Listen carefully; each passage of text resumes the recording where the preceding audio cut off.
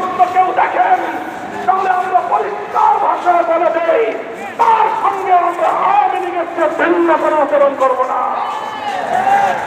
শেখ হাসিনা গিয়েছে যেই পথে, আওয়ামী লীগের দালালরাও যাবে সেই পথে।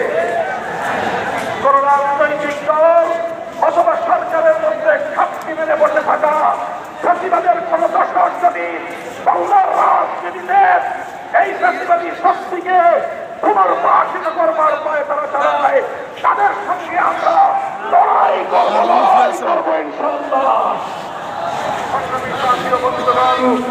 সর্বশেষ আমাদের কথা হবে আপনার শহীদ যারা শাহাদাত বরণ করেছেন, ইনশাআল্লাহ হেফাজতে ইসলাম বাংলাদেশ প্রতিটি শহীদ পরিবারের পাশে দাঁড়িয়েছে।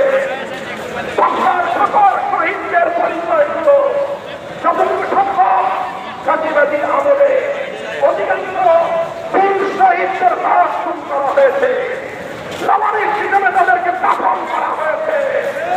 সরকারের তৎকালীন গোয়েন্দা সংস্থার কাছে যদি তার কোন তথ্য থেকে থাকে, আমি বর্তমান সরকারের কাছে দাবি জানাবো আমার সত্তা দপ্তরের দেওয়ালি হিসেবে দাফন হওয়া প্রতিটি লাশ, প্রতিটি শহীদের তথ্য উদ্ঘাটন করতে হবে, জাতির কাছে প্রকাশ করতে হবে।